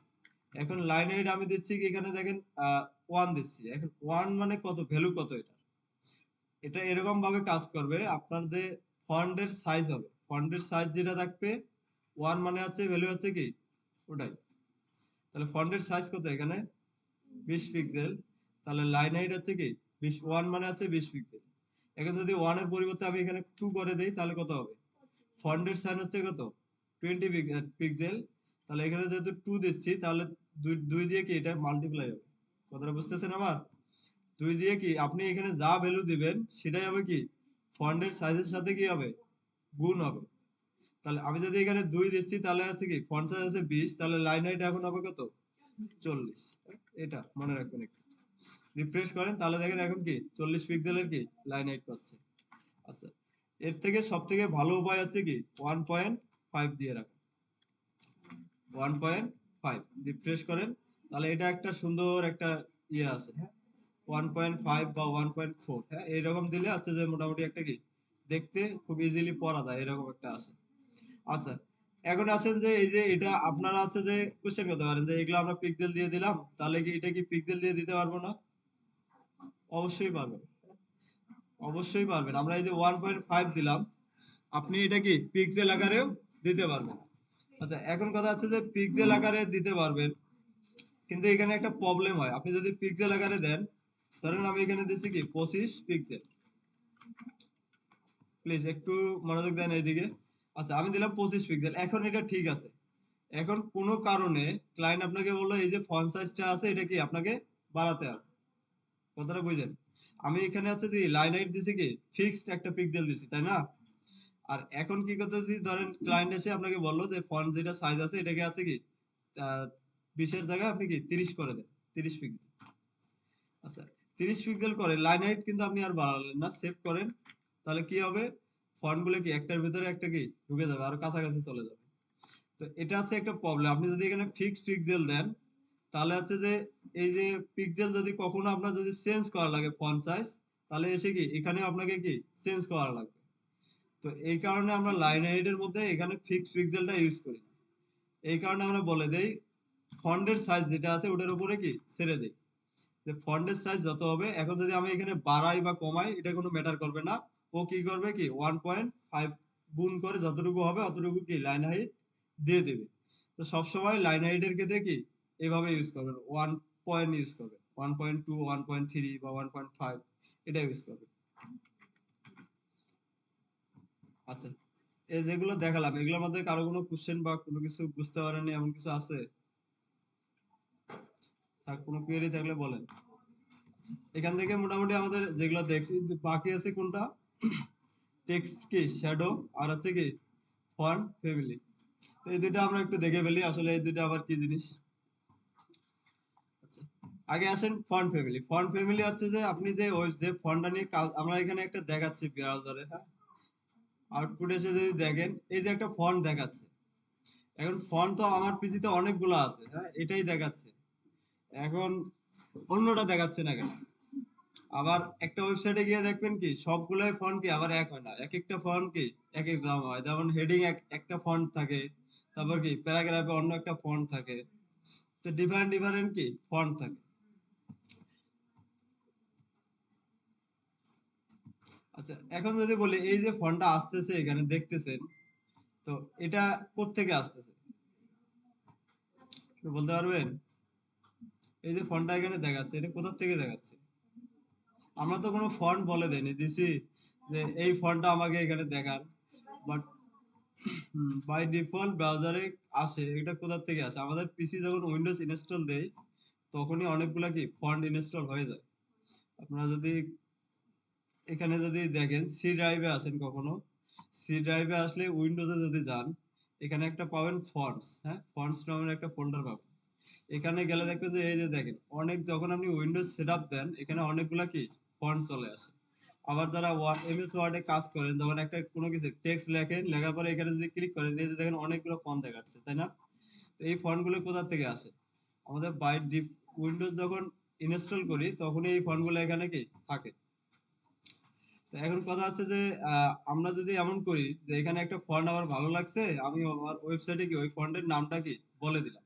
এখন নাম বলে দেওয়ার জন্য আমরা ইউজ করি কি ফন্ট ফ্যামিলি। যেটা ইউজ করি সেটা হচ্ছে কি ফন্ট ফ্যামিলি। ধরেন আমার পিসিতে একটা ফন্ট আছে, এটা ভালো লাগছে, আমি এখানে কি ইউজ করতে যাচ্ছি। আচ্ছা ধরেন এটা ইউজ করলাম, হ্যাঁ, এটা আমার এখানে আছে, আমি ইউজ করলাম, সেভ করলাম। আউটপুটে গিয়ে যদি এখন রিফ্রেশ করি, তাহলে দেখেন যে ফন্টটা কিছুটা হলো কি চেঞ্জ হচ্ছে না, আগের থেকে চেঞ্জ হয়ে গেল না। তো এখন কথা হচ্ছে আমি যদি আমার পিসির থেকে এভাবে ইউজ করি তাহলে কি হবে? হয় আমাকে আপনাকে যখন আমি এই ওয়েবসাইটটা সার্ভারে রাখবো, তখন হয় আমার হার্ড ডিস্ক সহ দিতে হবে, সার্ভারে রাখতে হবে। আর না, তাছাড়া তো কোনো উপায় নেই, কারণ আর আপনাকে যদি দেই তাহলে কি আমার হার্ড ডিস্ক সহ বা ল্যাপটপ সহ দিতে হবে। কারণ আপনার পিসিতে তো নাও থাকতে পারে এই ফন্টটা, তাই না? তাহলে তার ওয়েবসাইটে আমি যে ডিজাইন করছি, যে ফন্টটা দিয়ে আমি ওয়েবসাইট ডিজাইন করছি, সেটা তো আর থাকতেছে না, নষ্ট হয়ে যাবে। আমরা যেরকম ডিজাইন করলাম, আমার এখানে আছে একটা, ওটা ধরে আমি ডিজাইন করতেছি, বাট আপনার ওখানে ফন্টটা যখন পাবে না তখন কি হবে? ডিজাইনটাই নষ্ট হয়ে যাবে। তো এই কারণে হচ্ছে যে ফন্ট আমরা কি করি, হয় ডাউনলোড করে, এখানে যেরকম আমরা ইমেজ গুলোকে কি করি ডাউনলোড করে ইনস্টল লিংক করে দিচ্ছি না, আবার আচ্ছা অডিও ভিডিও যেমন আমরা কি করছি ডাউনলোড করে আমাদের ফোল্ডারের ভিতরে রেখে কি আমরা লিংক করে দিচ্ছি আমাদের ওয়েবসাইটে। সেম ভাবে কি আপনি যদি ওয়েবসাইটে ফন্ট, যে ফন্টটা ইউজ করবেন, এটাকেও কি আপনাকে সেম ভাবে কি ডাউনলোড করে কোনো না কোনো ভাবে কি লিংক করে দিতে হবে। না হলে আরেকজন যখন এটা সার্ভারে এই কোডগুলো আপলোড করবেন, তখন কিন্তু এই ফন্টটা ওর পিসিতে নাও থাকতে পারে। হ্যাঁ, কথাটা আবার বুঝতেছেন? আচ্ছা, বোঝেন নাই, আবার বলতেছি। ধরেন আমি এখানে একটা ফন্ট ফ্যামিলি বললাম, এখন আউটপুটে গিয়ে আমি এরকম দেখতে পাচ্ছি। বাট আপনার পিসিতে যখন আপনাকে এই কোডগুলো আমি সার্ভারে রাখলাম, সার্ভার বলতে বোঝাচ্ছে কি যখন আপনি অনলাইনে রাখবো এই কোডগুলো, হ্যাঁ, তখন সার্ভারে তো হচ্ছে যে এখন সার্ভার থেকে যখন আপনি ইউজ করবেন, তখন আপনি কি করবেন, একটা ডোমেন নেমে যাবেন আপনার মোবাইল থেকে, তাই না? আপনার মোবাইল থেকেই তো ভিজিট করবেন। ধরেন আমরা google.com লিখি, google.com এর কি ইন্টারফেসটা আছে, youtube.com লিখি, ইউটিউব আসে। তো এরকম আমি ধরেন একটা ডোমেন আছে, ওখানে কি এই কোডগুলোকে রাখলাম। এখন কথা আছে এই যে ফন্ট ফ্যামিলিটা আমি এখানে ইউজ করছি, আপনার মোবাইলের মধ্যে এই ফন্টটাই তো নাই। এখন এই ফন্টটা দিয়ে আমি কি আমার ওয়েবসাইট ডিজাইন করছি এরকম। আপনার মোবাইলে যদি এটা না থাকে তাহলে কি এই ফন্টটা এখানে পাবে? তখন আপনি কি দেখবেন, ওই যে ডট ডট ডট ডট যেরকম দেখেন না, আগে নোকিয়া মোবাইল চালাচ্ছেন কেউ, বাংলা ভার্সন যেগুলো ছিল না, তো বাংলা মেসেজ মেসেজ লিখলে কি হইতো, ওই ডট ডট ডট ডট ফাঁকা ফাঁকা চলে আসছে, তাই না? তো এখন কথা হচ্ছে আমি যে ফন্টটা দিয়ে ডিজাইন করছি আপনার ওই ফন্ট নাই, তাহলে এই ফন্টটা তো আপনি পাবেন না। তখন ডিজাইনটা কি নষ্ট হয়ে যাবে, অন্য একটা ফন্ট আসবে। তো এই কারণে আমরা হচ্ছে যে আপনার ইউজারের উপর ডিপেন্ড করবো না, আমরা যেমন অন্যান্য ইমেজ যেমন কি আমরা ডাউনলোড করে লিংক করাই দিছি, ঠিক সেম ভাবেও কি আমরা ফন্ট গুলাকে কি এই ওয়েবসাইটের সাথে কি লিংক করাই দেবো, আমরা এখানে রেখে দেবো, যাতে যে কেউ ইউজ করুক না কেন, ও মোবাইলে থাকুক আর না থাকুক, আমরা যেটা লিংক করাইছি কি ওখান থেকে যেন কি ফন্টটা আমাদের ওয়েবসাইটে দেখায়। আচ্ছা, এখন হচ্ছে যে এই ফন্ট পেজ ফ্যামিলি যদি আসি, তাহলে এখন আস্তে আস্তে আমাকে ফন্ট ডাউনলোড করতে হবে বা কোনোভাবে কি আমার একটা ফন্ট নিয়ে আসতে হবে। আচ্ছা, এখানে যদি আসি আমাদের স্লাইডারে আছে কিনা এগুলো, আছে, দেখেন এখানে একটা সিস্টেম আছে ফন্ট পেজ। ফন্ট পেজ দিয়ে আসলে এটাই হচ্ছে সিএসএস এর প্রপার্টি। এই ফন্ট পেজের মাধ্যমে কি আপনি যে কোনো ফন্টকে ডাউনলোড করে লিংক করে দিতে পারেন এখানে। চলেন আমরা একটু দেখে আসি। এর জন্য যাবো হচ্ছে যে গুগলে গিয়ে যে কোনো একটা কি ফন্ট ডাউনলোড করব। এখন ফন্ট ডাউনলোড করব হচ্ছে যে উম, আচ্ছা আমি একটা ওয়েবসাইটে যাচ্ছি আপাতত, দেখেন গুগল ফন্টস।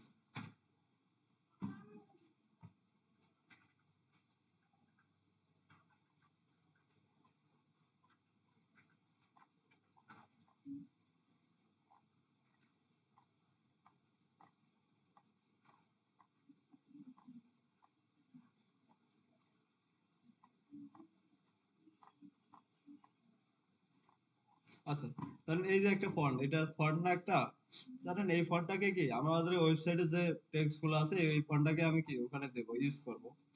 তখন আমাকে এই ফন্টটার নাম কি দেখেন তো, এখানে একটা নাম আছে। আহ, আচ্ছা, প্লে রাইট ইন্ডিয়া। হ্যাঁ, প্লে রাইট কি ইন্ডিয়া।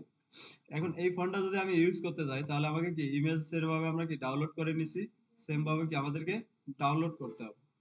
আচ্ছা, ফার্স্টে ডাউনলোড করার জন্য গুগলে আপনি যে কোনো ফন্ট যদি কখনো ডাউনলোড করতে যান, বা ক্লায়েন্ট আপনাকে বললো যে আমার কি এই ফন্টটা দিয়ে কি ডিজাইন করবেন, তখন হচ্ছে যে আপনি যদি আপনার কাছে থাকে তাহলে তো ভালোই, না থাকলে গুগলে যাবেন, গুগলে গিয়ে সার্চ দেবেন।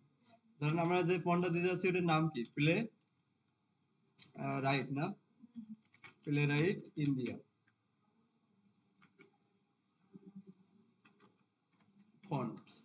ওকে, লিখে সার্চ দেন, তাহলে দেখবেন যে অনেকগুলো ওয়েবসাইট আপনি পেয়ে যাবেন। এই যে প্লে রাইট ইন্ডিয়া, এই যে প্লে রাইট ইন্ডিয়া সিসি, হ্যাঁ, অনেক ধরনের ওয়েবসাইট আছে। এই ওয়েবসাইট থেকে কি আমরা একটা ওয়েবসাইট থেকে ডাউনলোড করি।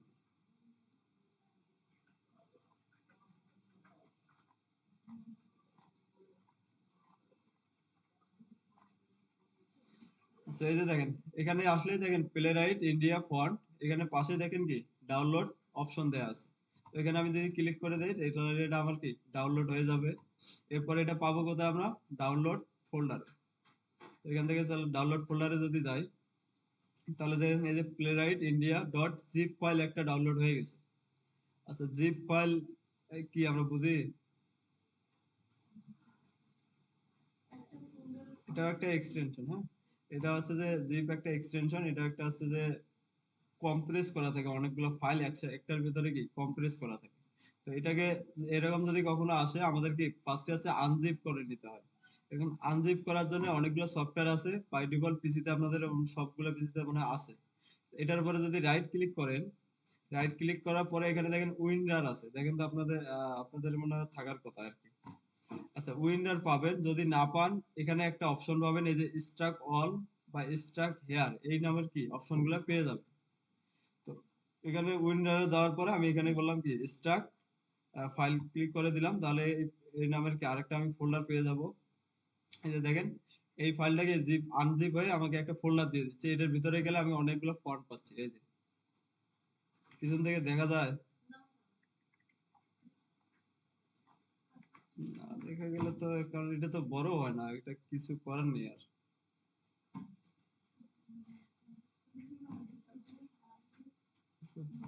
এখন হচ্ছে প্রজেক্টরও ক্লিয়ার আসে না, একটা আর একটা প্রবলেম। আচ্ছা, এটা আমি আবার দেখাচ্ছি, আপনারা যখন করবেন তখন হচ্ছে যে এটা পেয়ে যাবেন, বুঝতে পারবেন।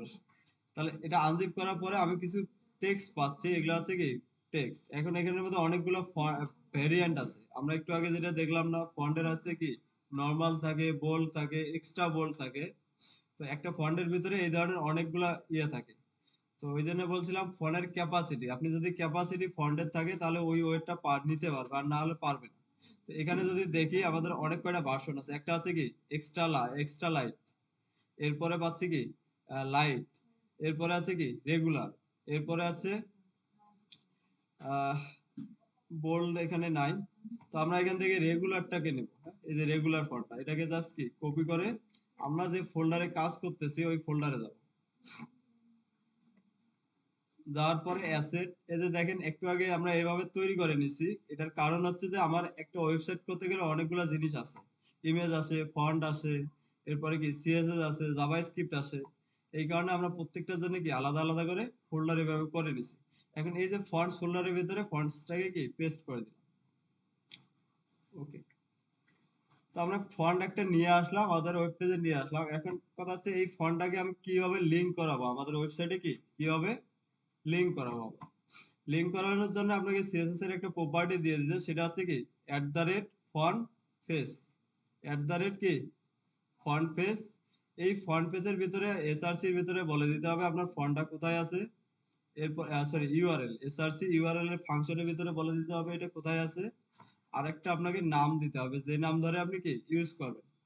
আচ্ছা, এখন যদি আমি কোডে আসি, তাহলে এই যে প্যারাগ্রাফটা আছে, প্যারাগ্রাফে আমরা ওই ফন্টটা ইউজ করতে যাচ্ছি, তাহলে আমাকে কি করতে হবে, ফার্স্টে হচ্ছে কি আমাকে ওই সিএসএস এর মধ্যে কি ওটাকে ইনক্লুড করে নিতে হবে। ইনক্লুড করার জন্য আমরা কি ইউজ করব, সিএসএস হচ্ছে ফন্ট এরপরে আছে কি ফন্ট ফেস। এখানে দেখেন অটোমেটিক ফেস কোড আপনাকে সাজেশন দিচ্ছে, যদি লিখতে ধরেন এভাবে দিয়েই দিবে। এরপরে আছে ফন্ট ফ্যামিলি। ফন্ট ফ্যামিলি পরে আসতেছি, প্রথমে আছে কি এসআরসি, এরপরে আছে কি ইউআরএল। ইউআরএল এর মধ্যে এখন ইমেজ যেভাবে আমরা কি পাথ বলে দিছি, ঠিক সেম ভাবে আপনাকে কি পাথটা বলে দিতে হবে। ওকে, এখন পাথ বলে দিতে গেলে এখন আগে তো ছিল আমাদের সবগুলো একসাথেই ছিল, আমরা কি সরাসরি নাম ইউজ করছি তাই না? কিন্তু এখন এই পাথটা একটু বোঝেন, খুবই ইম্পর্টেন্ট এখানে। এই যে আমরা যেভাবে ফোল্ডার গুলো তৈরি করছি এটা ফিক্সড, এর পরের থেকে প্রত্যেক দিন এভাবেই করবেন। আচ্ছা, এখন আসেন যে আমরা কোড করতেছি কোন ফাইলে, দেখেন তো স্টাইল ডট সিএসএস। তাহলে আমরা ফার্স্টে কি করব, আবার ফোল্ডারে যেখানে স্টাইল ডট সিএসএস আছে আমি ওখানে যাব, স্টাইল ডট সিএসএস এখানে। এখন কথা আছে এই ফন্টটা কি এই এর পাশে আছে বা এর কোনো আশেপাশে কোথাও আছে? নাই, ফোল্ডারেও নাই। তাহলে আমাকে এখন কি করতে হবে একটু দেখেন তো। এই ফোল্ডার থেকে কি পিছনে যে ফোল্ডারটা আছে অ্যাসেট ফোল্ডার, এখানে আসতে হবে। এখানে আসলে তারপরে কি আমি ফন্টস যে ফোল্ডারটা আছে এটা পাচ্ছি তাই না? তাহলে আমাকে কি করতে আছে এখন দেখেন, এক ফোল্ডার কি পিছনে আসতে আছে। তো আমরা এতদিন শুধু জানছি কি সামনে ফোল্ডারে কিভাবে যায়, ফোল্ডারের নাম দিয়ে স্ল্যাশ দিলেই কি হয়ে যেত তাই না? তো এখন আরেকটা জিনিস আসতেছে, এক ফোল্ডার আমাকে পিছনে যেতে হবে। তো পিছনে কিভাবে যাব, পিছনে যাওয়ার যে একটা সিস্টেম আছে, খুবই সহজ। আপনি দেবেন কি dot dot slash, dot dot slash. সামনে যাওয়ার জন্য কি শুধু স্ল্যাশ, আর পিছনে যাওয়ার জন্য হচ্ছে কি ডট ডট স্ল্যাশ। এই এতটুকুই মনে রাখলে কাজ শেষ। এখন যদি আমি ডট ডট স্ল্যাশ দিয়ে পিছনে আসি, তাহলে দেখেন আমাকে ওই ফোল্ডারের ভিতরে যে ফাইল বা ফোল্ডার গুলো আছে সব আমাকে সাজেশন দিচ্ছে। তো আমি এখান থেকে কি করব, ফন্টসে যাব, ফন্টস থেকে কি এই যে রেগুলার ফন্টসটা এখানে কি একটা লিঙ্ক করাই দিলাম। আচ্ছা, এটা হচ্ছে আমাদের লিঙ্ক করাই দেওয়ানো। এখন আমি যে এটা ইউজ করব, ইউজ করার জন্য আমাদেরকে কি একটা তো নাম দিতে হবে। আমি কি নামে ডাকবো এই সেই নামটা দিবেন হচ্ছে কি ফন্ট ফ্যামিলি। এখন ফন্ট ফ্যামিলির মধ্যে যদি আপনি নাম দেন এটা এবিসি, তাহলে আপনাকে ইউজ করতে হবে কি নামে, এই ফন্ট ফ্যামিলিটা ইউজ করতে হবে কি এবিসি নামে। এটাকে কপি করেন কন্ট্রোল সি, ধরেন আমি চাচ্ছি কি এই যে প্যারাগ্রাফটা আছে এটার মধ্যে দিতে, নিচে এসে এখানে বলে দিচ্ছি কি ফন্ট ফ্যামিলি এবিসি। এখন যদি আমরা আউটপুটে গিয়ে রিফ্রেশ করি, এখানে আসেন রিফ্রেশ করেন, দেখেন চেঞ্জ হচ্ছে। এখন হচ্ছে আমার এখানে যদি এই পিসিতে এই কোডগুলো আপনাকে দেই, আপনার পিসিতে যদি এই ফন্টটা নাও থাকে, তারপরও আমার কি আউটপুটের কোনো প্রবলেম হবে না, কারণ এই ফন্টটা পাচ্ছে এখন কোথা থেকে, আমাদের যে প্রজেক্ট ফোল্ডার আছে এখান থেকেই পাচ্ছে তাই না? আমরা এখানে আপলোড করাই আছে। তো এখন এইভাবে হচ্ছে কি আমরা ওয়েবসাইট গুলা ফন্ট গুলা দেখেন অনেকগুলো ফন্ট থাকে। তো যখন যেটা লাগবে এভাবে ডাউনলোড করে কি লিংক করাই দিতে পারবেন। আচ্ছা, লিংক করার সিস্টেমটাকে এই জিনিসটা একটু মাথায় রাখবেন, হ্যাঁ? এই যে ফন্ট ফেস, আর এটা সব সময় সবার উপরে রাখার ট্রাই করবেন। এই ফন্ট পেজটা থাকবে কোথায়, সবার উপরে। আচ্ছা, এটা গেলে একটা সিস্টেম ডাউনলোড করে। এখন আমি চাচ্ছি যে না, আবার দেখাবো, রিপিট করবো জিনিসগুলো, হ্যাঁ আমি আবার রিপিট করবো। আচ্ছা, আরেকটা জিনিস আমি, আচ্ছা এটা একটু সবাই করেন তো, চেষ্টা করেন, আমি বলে দিচ্ছি আবার ট্রাই করেন। প্রথমে হচ্ছে কি ফন্টটা ডাউনলোড করবেন। ডাউনলোড করার জন্য গুগলে যান, গুগলে যাবেন সবাই, গুগল ব্রাউজারে যান, ব্রাউজারে গিয়ে এখানে সার্চ দেন। আচ্ছা, ফন্টের নাম হচ্ছে কি প্লে ইন্ডিয়া ফন্ট, হ্যাঁ এইভাবে লিখে সার্চ দেন। এই যে সবাই যান গুগলে যান, প্লে রাইট ইন্ডিয়া ফন্ট লিখে সার্চ দেন সবাই। সবাই এটা করতে হবে সবাইকে, হ্যাঁ। আচ্ছা, এই ধরনের হচ্ছে যে একটা ওয়েবসাইটে দেখবেন যে অনেকগুলো ফন্ট থাকে, হ্যাঁ। তো এই ধরনের যতগুলা খুশি আপনি কি প্রত্যেকটা ফন্টে এভাবে কি লিংক করাতে পারবেন, এবং আলাদা আলাদা কি নাম দিতে হবে। তো নামগুলো সবসময় এরকম রাখবেন যে এই ফন্টের নামের সাথে কি মিলাই রাখবেন, যাতে আপনি পরবর্তীতে দেখলে কি বুঝতে পারেন যে আমি এই ফন্টটা কি এখানে ইউজ করছি। কি আমার কথা বুঝতে পারতেছেন? এই ফন্টের নামের সাথে রিলেটেড নাম রেখে কি এখানে নামটা দিবেন। আমি জাস্ট এবিসি দিয়ে রাখছি, বাট সবসময় ট্রাই করবেন কি এই ফন্টের নামটা এখানে দেওয়ার জন্য। তাহলে হবে কি আপনি কোথায় কোনটা ইউজ করতেছেন আপনি পরে কি বুঝতে পারবেন। আচ্ছা, আরেকটা সিস্টেম আছে। এখন হচ্ছে আমরা কি করলাম, আপনি ওকে, এখন হচ্ছে ডাউনলোড করে কিভাবে লিংক করা সেটা আমরা দেখলাম। আরো একটা সিস্টেম আছে, হ্যাঁ। এই যে গুগল ফন্ট আমরা ইউজ করলাম, এই ধরনের একটা ওয়েবসাইট আছে গুগল ফন্টস। এরা একটা আপনাদের সার্ভিস দিচ্ছে, এখানে দেখেন অনেকগুলো ফন্টস আছে। এই ওয়েবসাইটের নাম হচ্ছে কি গুগল fonts.google.com। তো আপনি যদি কোনো ফন্ট এখানে গুগল ফন্টে পান, তো এটা হচ্ছে কি আপনি ডাউনলোড করা ছাড়াই শুধু লিংক ইউজ করেই কি করতে হবে। ধরেন আমরা চাচ্ছি কি এই গুগল ফন্ট থেকে একটা ফন্ট দেখাতে, যেটা হচ্ছে যে কি এই যে এই ফন্টটা, এই যে এই ফন্টটা, যে কোনো একটা কিছু আপনি দেখাতে পারেন, যে কোনো ফন্ট আপনি কি দেখাতে পারেন। বাট আমি চাচ্ছি এই ফন্টটা কি আমার ওয়েবসাইটের এই যে হেডিংটা আছে, হেডিং এর মধ্যে কি আমি এই ফন্টটা দেখাতে চাচ্ছি, এই যে হেডিংটা। তো হেডিং এর মধ্যে যে ওই ফন্টটা দেখাতে চাই, তাহলে আমার কি ওই ফন্টটা আগে আমাকে ডাউনলোড করতে হবে। আর ডাউনলোড করে কিভাবে করে সেটা আমরা জানলাম। আরেকটা সিস্টেম ওই আছে, সেটা হচ্ছে কি গুগলের লিংক কপি করে নিয়ে আসা। হ্যাঁ, শুধু কি লিংক কপি করে নিয়ে আসা। কিভাবে করবো এটা দেখেন, আপনি গুগল ফন্টসে যাবেন। ফন্টস ওয়েবসাইটের নাম কি fonts.google.com। এখানে যদি আসেন অনেকগুলো ফন্টস পাবেন। যে ফন্টটা ইউজ করবেন ওটার উপরে জাস্ট একটা কি ক্লিক করে দিবেন। একটু ভালো মতন দেখেন, আবার পরে যখন করতে দিলে আবার যখন বললেন যে আমি বুঝিনি আবার দেখিনি, হ্যাঁ এরকম জানি না হয়। তো একবারই ভালো মতন দেখেন কি বলতেছি। যে ফন্ট আপনি যে ফন্টটা আপনি দেখাতে যাচ্ছেন, গুগল ফন্টসে যদি থাকে, গুগল ফন্ট কোথায় পাবেন, গুগলে সার্চ দেন গুগল ফন্টস, লিখে সার্চ দেন, তাহলে দেখেন এই যে ওয়েবসাইট একটা পাবেন fonts.google.com। এখানে আসে, আসার পরে এখন এখান থেকে আপনি যে ফন্টটা দেখাতে যাচ্ছেন ওই ফন্টের উপরে কি একটা ক্লিক করে দিবেন। আচ্ছা, এখান থেকে ধরেন এই ফন্টটা আমি দেখাতে যাচ্ছি, এটার উপরে কি রোবোটো যেটাই থাকুক নাম, এটা এটা এই ফন্টটা আমি কি হেডিং এর মধ্যে দিতে যাচ্ছি। তো দেওয়ার জন্য উপায় হচ্ছে কি একটা ডাউনলোড করে আমরা দেখছি। ডাউনলোড ছাড়া আরেকটা উপায় হচ্ছে কি গুগলের সিরিয়াল লিঙ্ক ইউজ করা। এখন সিরিয়াল লিঙ্ক কিভাবে করবো, এই যে ফন্টটার উপর ক্লিক করলাম, ক্লিক করলে দেখবেন যে এখানে নিচে অনেকগুলো ফন্ট দেখাচ্ছে। এই যে দেখেন, আমি একটু আগে বলছিলাম কি আমরা যে বোল্ড বা ইটালিক করি, এটা ফন্টের ক্যাপাসিটির উপরে কি নির্ভর করে নিতে পারতেছে কিনা। এখানে যদি আসেন দেখেন এই যে ফন্টটা আছে, ফন্টের উপরে দেখেন একটা ছোট্ট করে লেখা আছে কি 100। এরপরে আছে কত, ফন্টের 100, এটা হচ্ছে কি ইতালি। এরপরে আছে কি ফন্টের এক্সট্রা লাইট হচ্ছে কি 200। এভাবে দেখেন 300 আছে, 400 আছে, এরপরে দেখেন কি 600 পর্যন্ত আছে। এরপরে দেখেন আছে কি 700, 800, এই যে আছে কি 900। এখন এই ফন্টটা যদি আপনি ইউজ করেন তাহলে ফন্ট ওয়েট কি 900 পর্যন্ত কি ইউজ করতে পারবেন। আবার অনেকগুলো ফন্ট আছে যেগুলো হচ্ছে কি এই ক্যাপাসিটিটা থাকে না, 600 পর্যন্তই থাকে। সেগুলোর মধ্যে কি শুধু আপনি 600 পর্যন্ত ইউজ করতে পারবেন। কথাটা বুঝতে পারছেন? ওই ক্যাপাসিটি এটা ক্লিয়ার এখন? আচ্ছা, এখন হচ্ছে এই ফন্টটাকে আমি কিভাবে, লিঙ্কটা আমি কোথায় পাবো বা কিভাবে নিব এখান থেকে। নেয়ার জন্য আপনার সিস্টেম হচ্ছে, এখানে দেখেন একটা অপশন আছে কি গেট ফন্ট। একটু ভালো মতন দেখেন, যে ফন্ট নিতে যাচ্ছেন ওটার উপর ক্লিক করে কি গেট ফন্ট নামের একটা কি অপশন আছে এখানে।